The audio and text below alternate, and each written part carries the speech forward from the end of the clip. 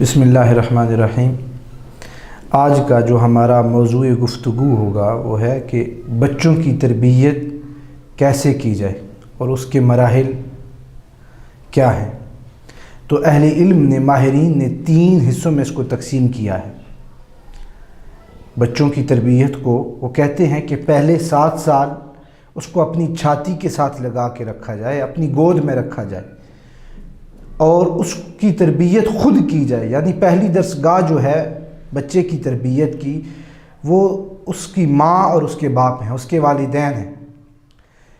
تو اس کو جب اپنی تربیت میں رکھا جائے گا تو بچہ جب بول نہیں سکتا لیکن سمجھ نہیں سکتا، لیکن اس کی جو حس ہے نقل کرنے کی وہ اتنی ہی زیادہ کام کر رہی ہوتی ہے۔ بچہ دیکھ رہا ہوتا ہے کہ میرے والدہ اور والد کیسے عمل کر رہے ہیں، کون سا عمل کر رہے ہیں، تو دیکھ دیکھ کر وہی بچہ کی تربیت میں وہ عمل آ رہا ہوتا ہے اور اپنی تربیت بنا رہا ہوتا ہے۔ اب پہلی درسگاہ جو ہے وہ اس کی تربیت کی اس کے والدین ہیں، اور کوئی بھی بچہ کفر پر پیدا نہیں ہوتا۔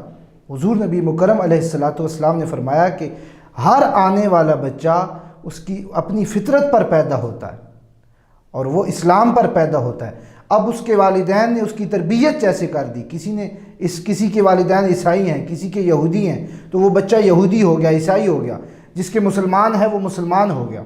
تو یعنی جو تربیت وہ لے رہا ہے اسی پر اس کی فطرت ہے اور وہ اسی کو اپنا مستقبل بنا رہا ہے۔ تو فرمایا قو انفسکم واہلیکم نارا، کہ خود بھی بچو اس آگ سے اور اپنے بچوں کو، اپنی اولاد کو اور اپنے اہل و عیال کو بھی اس آگ سے بچاؤ۔ شادی کے بعد والدین کو بھی چاہیے کہ وہ اپنے عملوں میں تبدیلی لے آئیں، کیونکہ ان کی جو عمل ہے وہ ان کے بچے دیکھ رہے ہیں اور بچوں کی تربیت بن رہی۔ فرمایا الولد سر لابیہ، کہ والدین کا عکس ہوتے ہیں اور ان کا راز ہوتے ہیں ان کی اولاد۔ والدین جو عمل کر رہے ہیں وہی عمل بچوں میں آ رہا ہے۔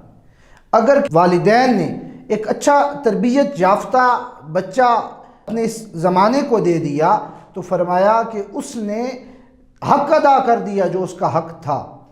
اور دوسرا اہل علم کہتے ہیں کہ 7 سال اسے غلام بنا کے رکھا جائے، یعنی پہلے 7 سال اس کو اپنی چھاتی کے ساتھ اپنی گود میں رکھا جائے اور اگلے 7 سال اسے غلام بنا کے رکھا جائے، اس پر احکام لاگو کیے جائیں، احکام نافذ کیے جائیں۔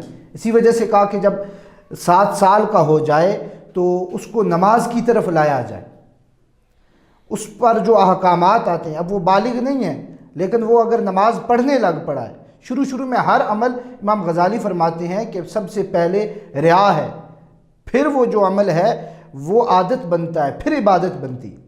تو اگر بچہ والدین کو دیکھ کر نماز کی طرف آ جاتا ہے اور جائے نماز پر کھڑا ہو جاتا ہے تو وہ اب جانتا نہیں ہے کہ نماز کیسے پڑھنی ہے، لیکن وہ والدین کو دیکھ رہا ہے اور یہی اس کی عادت بن رہی ہے۔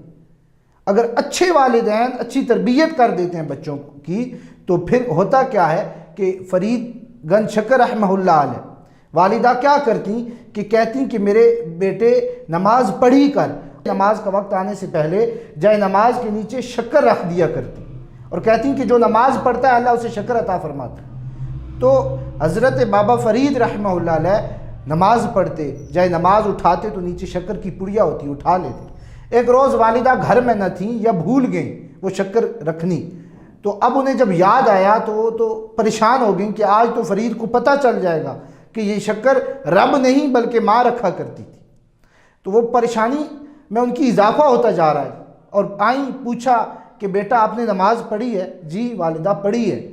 تو شکر ملی ہے؟ تو بیٹے نے کہا جی والدہ، جس طرح پہلے شکر ملا کرتی تھی آج بھی اسی طرح شکر اللہ نے مجھے دے دی۔ تو والدہ کو یقین ہو گیا کہ آج فرید کی غیب سے مدد ہو گئی۔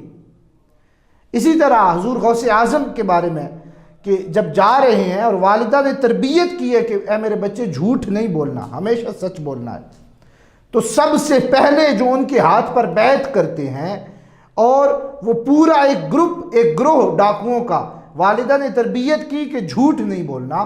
جب والدہ کی تربیت کا اثر دکھایا معاشرے میں اور اثر پڑا تو پھر کیا ہوا کہ سب سے پہلے ایک پورا گروہ اور ٹولہ جو ڈاکوؤں کا تھا انہوں نے بیعت کر لی اور روایات میں آتا ہے کہ سارے وہ زمانے کے ولی اور کتب بنے۔ تو یہ والدین کی تربیت ہے۔ تو پہلا یہ ہے کہ 7 سال انہیں اپنی گود سے تربیت دی جائے۔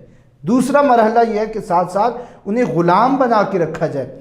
اور تیسرا اور آخری مرحلہ جو اہل علم بیان کرتے ہیں وہ کہتے ہیں کہ 7 سال انہیں اپنا دوست بنا کے رکھا جائے۔ یعنی وہ جو مرحلہ ہوتا ہے اس وقت بچے دیکھ رہے ہوتے ہیں کہ معاشرے میں ہمارے ارد گرد میرے دوست جو ہیں وہ کیسے عمل کر رہے ہیں، اور ان کی طبع یہ چاہتی ہے کہ ہم بھی ان جیسے ہو جائیں۔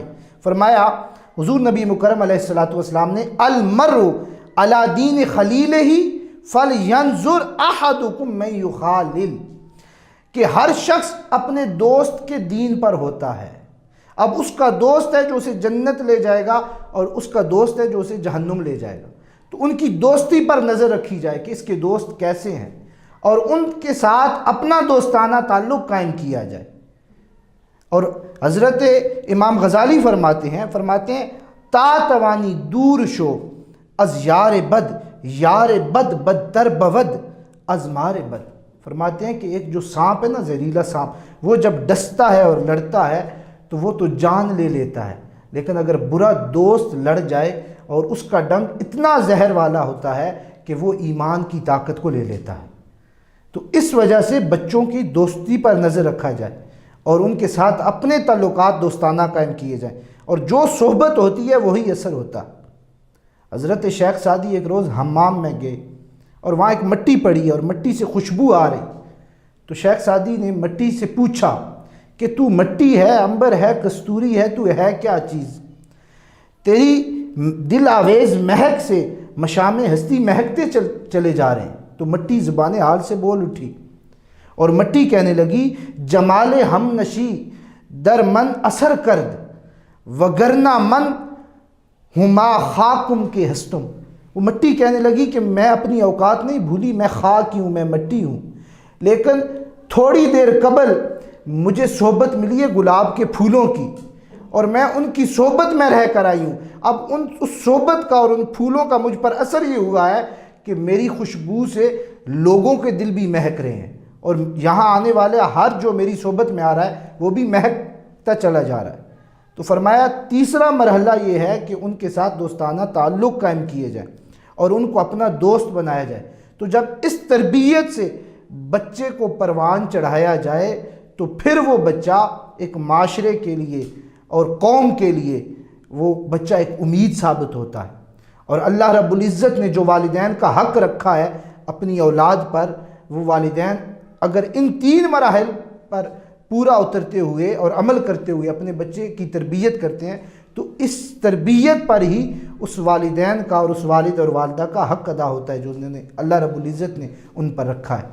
تو اللہ رب العزت کی بارگاہ میں التجا کرتے ہیں کہ ہم سب کو اولادوں کی اچھی تربیت کرنے کی ہمت عطا فرمائے۔ وآخر دعوانا الحمدللہ رب العالمین۔